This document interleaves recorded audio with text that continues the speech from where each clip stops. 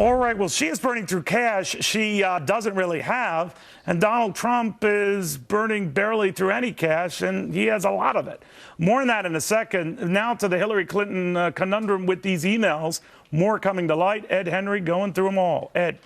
Good to see you, Neil. What's interesting, new development today, is that in one of these court cases involving Freedom of Information Act requests for more information from Hillary Clinton's time as Secretary of State, it was revealed that the Justice Department has filed a letter that was sent from the Obama State Department over to David Kendall, Hillary Clinton's personal attorney, raising questions about whether there's a 2-month gap in her official email she turned over. She had said that her official email on that private account started in March of 2009. Now emails have emerged between she and General David Petraeus from January of 2009. So the State Department saying in a letter, quote, "As a result, I ask you confirm that with regard to her tenure as Secretary of State, former Secretary Clinton has provided the department with all federal records in her possession." Now, think about it. This is coming at a time it sort of puts Hillary Clinton back on defense as she's trying to go on offense with this new ad. It's aimed at Republican Kevin McCarthy. You've been talking about him this hour, that gaffe from last week where he suggested to Sean Hannity the reason for that special House Benghazi committee is to beat up on Hillary Clinton, bring down her poll numbers. Take a look at this ad real quick. Everybody thought Hillary Clinton was unbeatable, right? But we put together a Benghazi special committee. What are her numbers today? Republicans have spent millions attacking Hillary because she's fighting for everything they oppose. So that Clinton ad is timed in part to come right before Republicans decide whether or not McCarthy is going to become the next speaker, but also timed ahead of October 22nd when Hillary Clinton will testify before Republican Chairman Trey Gowdy. She's trying to sow doubts with that ad that this is all about partisanship. Of course, it's going to be harder for her to make that case if, in fact, you've got this FBI criminal investigation, which is nonpartisan, and you also have the State Department, the Obama State Department, asking here for more information, Neil. Thank you, Ed Henry, very, very much. Now an update on all this campaign spending going on. We've always wondered how much money Donald Trump himself has spent. A guy worth, well, Forbes says $4.5 billion. He says considerably more than that. Bottom line, he's a billionaire, so he has a lot of money. But we're now learning from a senior campaign aide in the Trump organization that Donald Trump has spent about $2 million on his entire campaign thus far.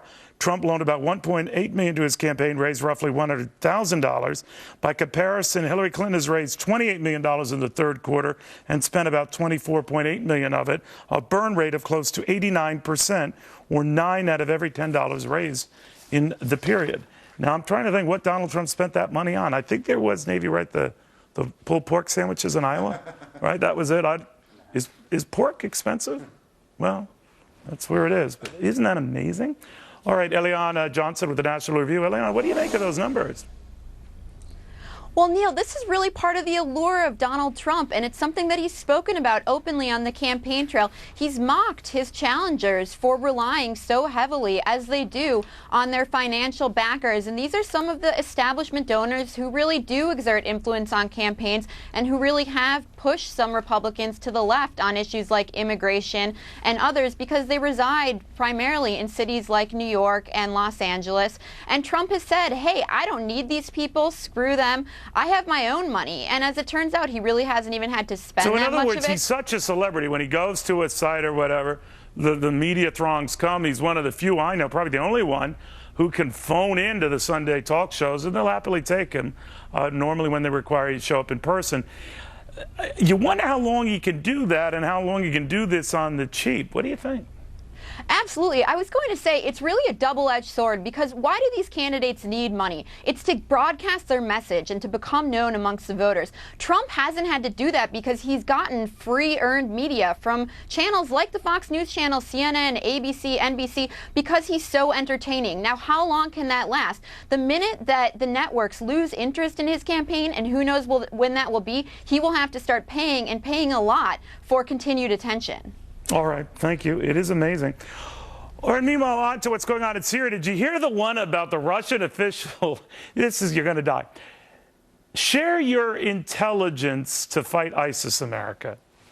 It's true. They actually did after this.